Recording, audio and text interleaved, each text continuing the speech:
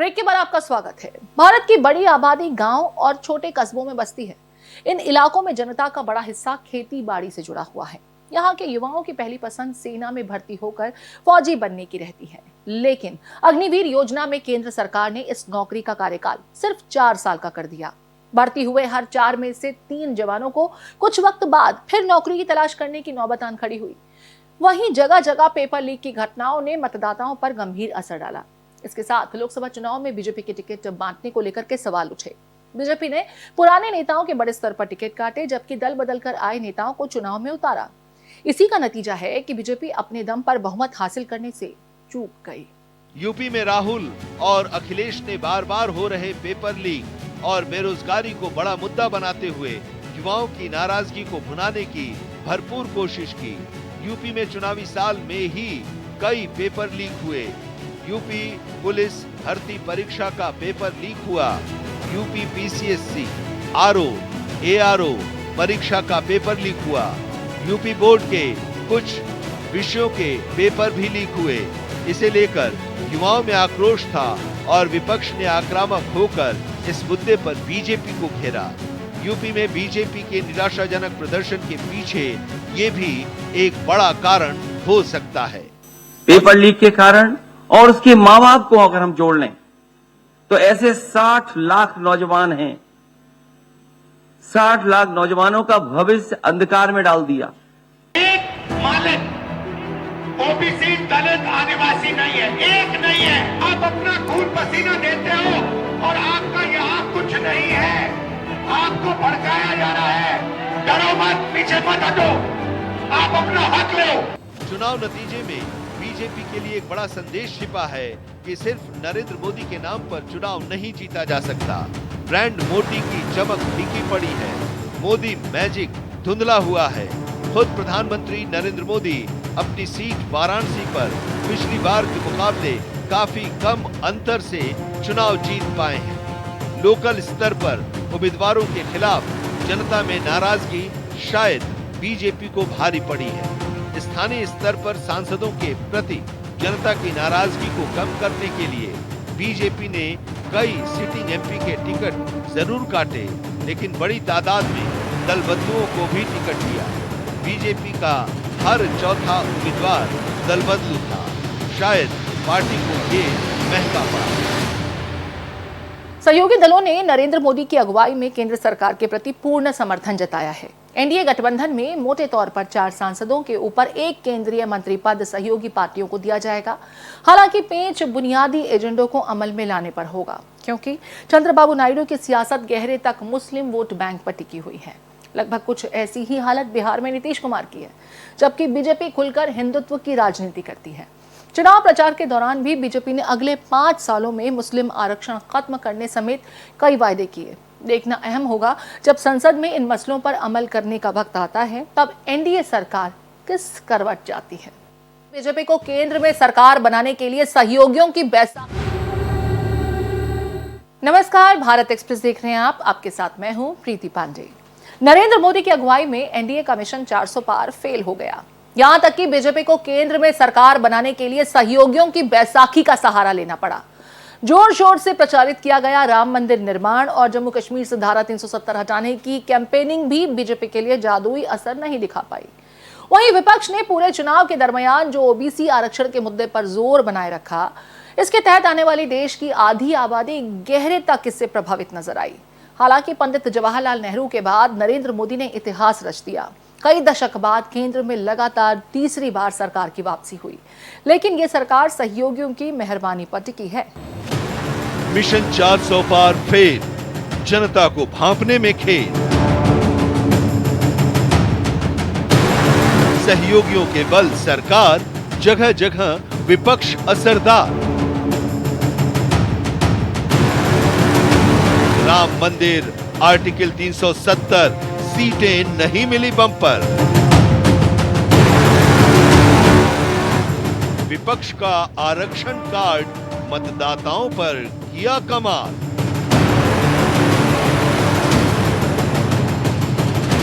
सहयोगियों के सहारे लगातार तीसरी बार मोदी सरकार। प्रचंड जीत का अति विश्वास, खुले ऐलानों का नुकसान। विपक्ष के वादे असरदार, कांग्रेस का बढ़ा जनाधार। लोकसभा चुनाव का प्रचार दिखाता है कि बीजेपी आलाकमान को अपनी प्रचंड जीत का पूरा विश्वास था, लेकिन नतीजों ने दिखाया कि यह भरोसा अति विश्वास बन गया, उल्टा असर कर गया। वहीं शीर्ष नेताओं ने संवेदनशील मुद्दों पर खुले मंचों से जो ऐलान किया, जनता के बड़े हिस्से ने उन्हें देश हित में स्वीकार नहीं किया। सबसे बड़ी बात यह कि जब 7 चरणों के चुनाव में सत्ता विरोधी रुझान परवान चढ़ रहा था, उसे 10 साल से दिल्ली की सत्ता पर काबिज दिग्गज सियासतदान वक्त रहते भाप नहीं पाए। उसका नतीजा ये कि कांग्रेस की अगुवाई वाले संयुक्त विपक्ष में नई जान आ गई। प्रधानमंत्री Narendra Modi national democratic alliance यानी एनडीए के संसदीय दल की बैठक में शामिल होने के लिए संविधान सदन के सेंट्रल हॉल पहुंचे। इसमें एनडीए के सभी 293 लोकसभा सदस्य, राज्यसभा सांसद और सभी राज्यों के मुख्यमंत्री और डिप्टी सीएम मौजूद रहे। इस दौरान बीजेपी अध्यक्ष जेपी नड्डा ने स्वागत भाषण दिया। उसके बाद रक्षा मंत्री राजनाथ सिंह ने प्रधानमंत्री पद के लिए नरेंद्र मोदी के नाम का प्रस्ताव रखा।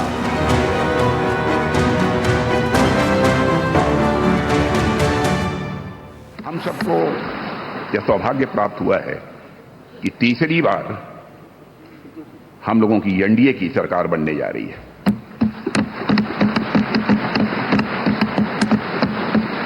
साथियों, 1962 के बाद पहली बार कोई राजनेता लगातार तीसरी बार भारत का प्रधानमंत्री बनने जा रहा है। जहां तक मेरी जानकारी है मित्रों, लोकतांत्रिक देशों में, पूरे विश्व में तीसरी बार यह अवसर यदि किसी को प्राप्त हो रहा है तो हमारी एनडीए को यह अवसर प्राप्त हो रहा है। हम लोग सौभाग्यशाली हैं कि मोदी जी जैसा एक जन कल्याणकारी और संवेदनशील प्रधानमंत्री हम लोगों को मिलने जा रहा है। गृह मंत्री अमित शाह ने रक्षा मंत्री राजनाथ सिंह के प्रस्ताव का समर्थन किया और केंद्रीय मंत्री नितिन गडकरी ने प्रस्ताव का अनुमोदन किया। जेडीएस के अध्यक्ष कुमार स्वामी ने भी प्रस्ताव का समर्थन किया।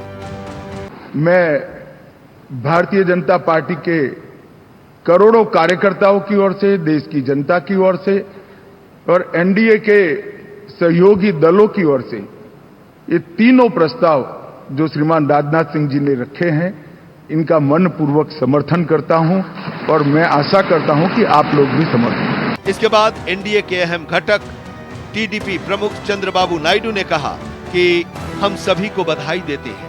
मैंने चुनाव प्रचार के दौरान देखा है कि 3 महीने तक पीएम ने कभी आराम नहीं किया। उन्होंने उसी भावना के साथ शुरुआत की और उसी भावना के साथ खत्म किया।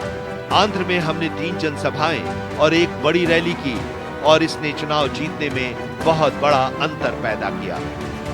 वहीं जेडीयू प्रमुख और बिहार के सीएम नीतीश कुमार ने कहा कि मैं प्रधानमंत्री पद के लिए मोदी जी के नाम का समर्थन करता हूं। ये बहुत खुशी की बात है कि 10 साल से पीएम है, अब फिर पीएम होने जा रहे हैं। इन्होंने देश की सेवा की, जो कुछ भी बचा है उसे अब पूरा कर देंगे। अगली बार जब आप आइएगा तो जो कुछ इधर उधर के लोग जीत गए हैं वो कोई नहीं जीतेगा। हमारी party Janata Dal United, Bharatiya Janata party संसदीय दल के नेता आदरणीय श्री नरेंद्र मोदी जी को भारत के प्रधानमंत्री पद के लिए समर्थन देती है। 10 साल से ये प्रधानमंत्री हैं और फिर प्रधानमंत्री होने जा रहे हैं और इन्होंने पूरे देश की सेवा की। अब पूरा भरोसा है कि जो कुछ भी बचा है अगली बार ये सब पूरा कर देंगे और हम लोग पूरे तौर पर सब दिन इनके साथ रहेंगे। अगली बार जो आप आइएगा ना, तो इस बार हम देखें कि कुछ इधर उधर कुछ जीत गया है, अगली बार सब हारेगा, हमको पूरा भरोसा है। मेरा आग्रह यही है कि जल्दी से जल्दी आपका काम शुरू हो जाए, शपथ ग्रहण हो जाए। अब आप इतवार को करने वाले हैं, तो हम तो चाहते थे कि आजो हो जाता तो अच्छा था, लेकिन आपकी जब इच्छा है तो जब भी हो, जितना तेजी से काम हो जाए तो बहुत अच्छा है। तमाम सहयोगियों के बाद मंच पर बोलने आए पीएम मोदी ने लोकसभा चुनाव 2024 को भारतीय लोकतंत्र की जीत बताया। उन्होंने चुनावी नतीजों के आधार पर विपक्ष पर गहरा कटाक्ष किया। इस दौरान पीएम ने कहा कि अब शायद 2029 तक ऑपोजिशन ईवीएम नहीं चिल्लाएगा। हालांकि इस बार लोकसभा चुनाव नतीजों में प्रधानमंत्री मोदी का अब की बार 400 पार का नारा धाराशायी हो गया। बस गनीमत ये रही कि 20 साल बाद बीजेपी और एनडीए के लिए फील गुड और इंडिया शाइनिंग मोमेंट दोहराते बच गया। एनडीए को 293 सीटों के साथ बहुमत तो मिला, लेकिन 240 सीटों के साथ बीजेपी बहुमत से 32 सीट दूर रह गई। ये तब है जब अयोध्या में भव्य राम मंदिर निर्माण का बीजेपी का एजेंडा पूरा हो चुका है। अब आर्टिकल 370 के तहत जम्मू कश्मीर को मिले विशेष दर्जे को खत्म करने का बीजेपी का वादा पूरा हो चुका है। हालांकि प्रधानमंत्री नरेंद्र मोदी पहले प्रधानमंत्री जवाहरलाल नेहरू के बाद लगातार तीसरी बार सत्ता में आने का करिश्मा तो दोहरा रहे हैं, लेकिन ये गठबंधन की बैसाखी के सहारे मुमकिन हो रहा है। अब अगले 5 साल तक प्रधानमंत्री नरेंद्र मोदी की सरकार को जेडीयू अध्यक्ष नीतीश कुमार और टीडीपी के मुखिया चंद्रबाबू नायडू के रहमो करम पर रहना होगा। तो आखिर वो कौन से कारण रहे जो बीजेपी को अपने बलबूते बहुमत से दूर कर गया? अति आत्मविश्वास। बीजेपी को झटके की एक बड़ी वजह अति आत्मविश्वास को कहा जा सकता है।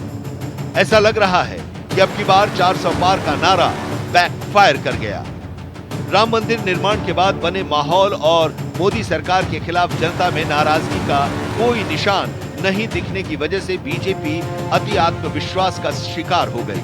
ठीक वैसे ही जैसे 2004 में तत्कालीन प्रधानमंत्री अटल बिहारी वाजपेयी के वक्त फील गुड और इंडिया शाइनिंग के तौर पर अति आत्मविश्वास से झटका लगा था। बीजेपी ने मध्य प्रदेश, ओडिशा, तेलंगाना, आंध्र प्रदेश जैसे राज्यों में शानदार प्रदर्शन किया और यहां तक कि केरल में भी पहली बार खाता खुलने के बावजूद उसकी सीटें पिछली बार से घट गईं। वजह यह है कि यूपी, राजस्थान, हरियाणा और पश्चिम बंगाल जैसे राज्यों में बीजेपी को नुकसान हुआ। यहां तक कि प्रधानमंत्री के गृह राज्य गुजरात में भी इस बार बीजेपी परफेक्ट 26 का करिश्मा नहीं दोहरा पाई, जबकि 2014 और 2019 में पार्टी ने गुजरात की सभी सीटों पर कब्जा किया था। अब की बार 400 पार के शोर में संभव है कि बीजेपी की तरह उसके काफी समर्थक भी इस मुगालते का शिकार हो गए कि प्रचंड जीत निश्चित है, लिहाजा काफी मतदाताओं ने पोलिंग बूथ तक पहुंचने की सहमत नहीं उठाई। इसकी समीक्षा बीजेपी को करनी ही होगी। बीजेपी इस बार प्रचंड जीत को लेकर आश्वस्त थी, इतना आश्वस्त कि इस बार चुनाव से पहले किसी भी तबके को फायदा वाली किसी स्कीम का भी ऐलान नहीं किया। लेकिन 2019 लोकसभा चुनाव से ठीक पहले नरेंद्र मोदी ने पीएम किसान सम्मान निधि का ऐलान किया था। इस बार मोदी सरकार ने वैसी किसी भी योजना का ऐलान नहीं किया। एक तरफ विपक्षी गठबंधन ने लोक लुभावने वादे किए, तो दूसरी तरफ बीजेपी मोदी की गारंटी पर निर्भर रही, जो इस बार शायद उतनी नहीं चली। जमीन पर 10 साल का सत्ता विरोधी रुझान भी रहा, जिसे भांपने में बीजेपी नाकाम रही। लोकसभा चुनाव 2024 से ठीक पहले बीजेपी ने अयोध्या में भगवान राम के मंदिर निर्माण को बेहद बड़े स्तर पर प्रचारित किया। बीजेपी ने प्रचार में जनता के सामने विपक्षी नेताओं को प्राण प्रतिष्ठा में नहीं पहुंचने पर कटघरे तक में खड़ा किया, लेकिन मतदाताओं पर असर हुआ राहुल गांधी के आरक्षण और संविधान खतरे में होने के दाव का। इसके साथ प्रधानमंत्री नरेंद्र मोदी का पसमानदा कार्ड भी चुनावी नतीजों में बुरी तरह फेल होता दिखाई दिया। तमाम बीजेपी दिग्गजों पर उत्तर प्रदेश में 2 लड़कों की जोड़ी यानी राहुल गांधी और अखिलेश यादव की जुगलबंदी हावी रही। यूपी देश में सबसे ज्यादा लोकसभा सीटों को रखने वाला राज्य है। यहाँ 80 सीटें लोकसभा के अंतर्गत आती हैं। प्रदेश में योगी आदित्यनाथ की अगुवाई में मजबूत राज्य सरकार है। जब यहीं से बीजेपी को बड़े झटके लगने शुरू हुए तो पूरे राष्ट्र में निराशा हाथ लगती चली गई। यूपी के अयोध्या में भव्य राम मंदिर के निर्माण के बाद ये पहला लोकसभा चुनाव था। सदियों के इंतजार के बाद मंदिर निर्माण का सपना पूरा हुआ। 22 जनवरी 2024 को धूमधाम से प्राण प्रतिष्ठा समारोह हुआ। उस वक्त यूपी समेत देश भर में जिस तरह का माहौल था, उससे बीजेपी को फायदे की उम्मीद जरूर रही होगी। यही वजह थी कि पार्टी चुनाव के दौरान भी मंदिर निर्माण का श्रेय लेने की लगातार कोशिश करती रही। 500 साल के इंतजार के बाद अयोध्या में भव्य राम मंदिर बना। देश के हर परिवार ने अपनी अपनी श्रद्धा के हिसाब से योगदान दिया। राम मंदिर के निर्माण से पहले भी नफरत थी और आज भी नफरत है। उनकी पार्टी से जो प्रतिष्ठा में गए, प्राण प्रतिष्ठा में जो लोग गए, उनको 6 साल के लिए पार्टी से निकाल दिया। कोई राम की पूजा करे इसलिए पार्टी से निकाल दो, एक ऐसी पार्टी है भाई। हालांकि राम मंदिर पर तमाम दावों और विपक्ष पर हमले के बाद यूपी में बीजेपी को तगड़ा नुकसान हुआ। यहां तक कि जिस फैजाबाद लोकसभा सीट के तहत अयोध्या आती है, वहीं से बीजेपी का उम्मीदवार हार गया। ऐसा लगता है कि पिछली बार बीजेपी को वोट देने वाले एक ठीक ठाक हिस्से को राम मंदिर के निर्माण से खुशी तो थी, लेकिन अन्य वजहों से पार्टी से नाराजगी ज्यादा थी। विपक्ष ने आरक्षण खत्म होने, संविधान खत्म होने का डर दिखाया। इंडिया गठबंधन की तरफ से बार बार कहा गया कि अगर बीजेपी फिर सत्ता में आती है तो तानाशाही आ जाएगी, आरक्षण खत्म हो जाएगा, संविधान खत्म हो जाएगा। बीजेपी इसलिए 400 से ज्यादा सीटें चाहती है ताकि वो संविधान बदल सके, आरक्षण को खत्म कर सके। राहुल गांधी हो या अखिलेश यादव या गठबंधन का कोई और बड़ा नेता अपने अपने मंचों से लगातार ये बात कहते रहे। बीजेपी और प्रधानमंत्री नरेंद्र मोदी ने विपक्ष के इस नैरेटिव को तोड़ने की पूरी कोशिश की, लेकिन ऐसा लगता है कि इसमें वे पूरी तरह कामयाब नहीं हो पाए। भाई और बहनों, ये लड़ाई जो है, इलेक्शन जो है, पहली बार ये इस संविधान को बचाने का इलेक्शन है। भाइयों और बहनों, जो भी आपको मिला है, गरीबों को, किसानों को, मजदूरों को, पिछड़ों को, दलितों को, आदिवासियों को, माइनॉरिटी को, गरीब जनरल कास्ट को, वो इस किताब ने आपको दिया है। इसके बिना हिंदुस्तान के गरीब लोग कहीं के नहीं रहेंगे। जहां इन्होंने किसानों को धोखा दिया, वहीं हमारे नौजवान को इन्होंने नौकरियों से दूर कर दिया। जब भी उत्तर प्रदेश में कोई परीक्षा हुई, इनका पेपर रद्द हो गया। नौजवान जानते होंगे, जितनी भी परीक्षाएं हुई, सबके पेपर रद्द हो गए। प्रधानमंत्री नरेंद्र मोदी अपने दूसरे कार्यकाल के बाद से ही मुस्लिमों को बीजेपी की तरफ आकर्षित करने की हर मुमकिन कोशिश करते रहे। मोदी सरकार की तरफ से चलाई जा रही वेलफेयर स्कीम्स का सबसे ज्यादा फायदा मुस्लिमों को मिला, जिसका खुद बीजेपी के नेताओं ने भी प्रचार किया। पसमानदा मुस्लिमों को लुभाने के लिए विशेष अभियान चलाया, लेकिन बीजेपी का ये कार्ड बुरी तरह फ्लॉप रहा है, खासकर उत्तर प्रदेश में। 2019 में समाजवादी पार्टी और बीएसपी के हाथ मिलाने के बाद भी एनडीए यूपी में 64 सीटें जीतने में कामयाब हुई थी। इस बार समाजवादी पार्टी और कांग्रेस साथ में थे। ग्रैंड ओल्ड पार्टी सूबे में बेहद कमजोर मानी जा रही थी। इसके बावजूद समाजवादी पार्टी और कांग्रेस के गठबंधन ने इस बार जबरदस्त प्रदर्शन किया और इस प्रदर्शन के पीछे मुस्लिम वोटों का इंडिया गठबंधन के पक्ष में एक तरफा वोटिंग है। यूपी में इस बार 2 लड़कों की जोड़ी यानी राहुल गांधी और अखिलेश यादव का साथ हिट रहा। 2017 के विधानसभा चुनाव में समाजवादी पार्टी और कांग्रेस साथ आए थे, लेकिन तब यूपी के इन 2 लड़कों की जोड़ी फ्लॉप हो गई थी। इस बार ऐसा नहीं हुआ। इस जोड़ी ने यूपी में साथ साथ प्रचार किया, महिलाओं को सालाना 1 लाख रुपए देने, और खटाखट गरीबी मिटाने जैसे दावे किए।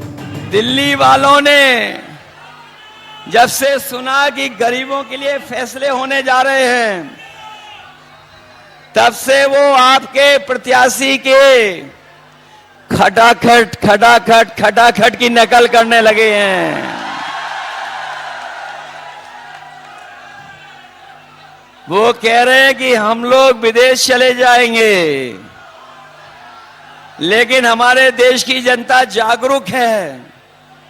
वो जानती है कि उन्होंने कुछ साल पहले ही अपने खासम खास लोगों को एक के बाद एक विदेश भेजने का काम किया था। विपक्ष ने चुनाव प्रचार में फिर मोदी सरकार बनने पर जनता को संविधान खत्म होने, आरक्षण खतरे में होने और तानाशाही आ जाने जैसे डर दिखाए। बीजेपी हटाओ देश बचाओ के नारे दिए गए, जिसका वोटर पर असर पड़ा और बीजेपी की सीटें पिछली बार से काफी घट गईं। भारत की बड़ी आबादी गांव और छोटे कस्बों में बसती है। इन इलाकों में जनता का बड़ा हिस्सा खेती बाड़ी से जुड़ा हुआ है।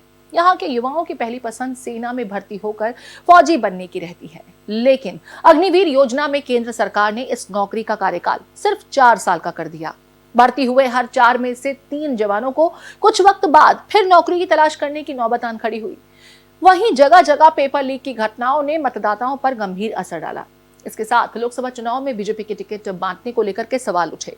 बीजेपी ने पुराने नेताओं के बड़े स्तर पर टिकट काटे, जबकि दल बदल कर आए नेताओं को चुनाव में उतारा। इसी का नतीजा है कि बीजेपी अपने दम पर बहुमत हासिल करने से चूक गई। यूपी में राहुल और अखिलेश ने बार बार हो रहे पेपर लीक और बेरोजगारी को बड़ा मुद्दा बनाते हुए युवाओं की नाराजगी को भुनाने की भरपूर कोशिश की। यूपी में चुनावी साल में ही कई पेपर लीक हुए। यूपी पुलिस भर्ती परीक्षा का पेपर लीक हुआ। यूपी पीसीएससी, आरओ, एआरओ परीक्षा का पेपर लीक हुआ। यूपी बोर्ड के कुछ विषयों के पेपर भी लीक हुए। इसे लेकर युवाओं में आक्रोश था और विपक्ष ने आक्रामक होकर इस मुद्दे पर बीजेपी को घेरा। यूपी में बीजेपी के निराशाजनक प्रदर्शन के पीछे ये भी एक बड़ा कारण हो सकता है। पेपर लीक के कारण और उसके माँ बाप को अगर हम जोड़ लें तो ऐसे 60 लाख नौजवान हैं। 60 लाख नौजवानों का भविष्य अंधकार में डाल दिया। एक मालिक ओबीसी दलित आदिवासी नहीं है, एक नहीं है। आप अपना खून पसीना देते हो और आपका यहाँ कुछ नहीं है। आपको भड़काया जा रहा है। डरो मत, पीछे मत हटो, आप अपना हक लो। चुनाव नतीजे में बीजेपी के लिए एक बड़ा संदेश छिपा है कि सिर्फ नरेंद्र मोदी के नाम पर चुनाव नहीं जीता जा सकता। ब्रांड मोदी की चमक फीकी पड़ी है। मोदी मैजिक धुंधला हुआ है। खुद प्रधानमंत्री नरेंद्र मोदी अपनी सीट वाराणसी पर पिछली बार के मुकाबले काफी कम अंतर से चुनाव जीत पाए हैं। लोकल स्तर पर उम्मीदवारों के खिलाफ जनता में नाराजगी शायद बीजेपी को भारी पड़ी है। स्थानीय स्तर पर सांसदों के प्रति जनता की नाराजगी को कम करने के लिए बीजेपी ने कई सिटिंग एमपी के टिकट जरूर काटे, लेकिन बड़ी तादाद में दल बदलुओं को भी टिकट दिया। बीजेपी का हर चौथा उम्मीदवार दल बदलू था। शायद पार्टी को ये महंगा पड़ा। सहयोगी दलों ने नरेंद्र मोदी की अगुवाई में केंद्र सरकार के प्रति पूर्ण समर्थन जताया है। एनडीए गठबंधन में मोटे तौर पर 4 सांसदों के ऊपर 1 केंद्रीय मंत्री पद सहयोगी पार्टियों को दिया जाएगा। हालांकि पेंच बुनियादी एजेंडों को अमल में लाने पर होगा, क्योंकि चंद्रबाबू नायडू की सियासत गहरे तक मुस्लिम वोट बैंक पर टिकी हुई है। लगभग कुछ ऐसी ही हालत बिहार में नीतीश कुमार की है, जबकि बीजेपी खुलकर हिंदुत्व की राजनीति करती है। चुनाव प्रचार के दौरान भी बीजेपी ने अगले 5 सालों में मुस्लिम आरक्षण खत्म करने समेत कई वायदे किए। देखना अहम होगा जब संसद में इन मसलों पर अमल करने का वक्त आता है, तब एनडीए सरकार किस करवट जाती है। हमारी इस खास पेशकश में इतना ही। देश और दुनिया से जुड़ी हर अपडेट के लिए आप चलते रहिए भारत एक्सप्रेस के साथ।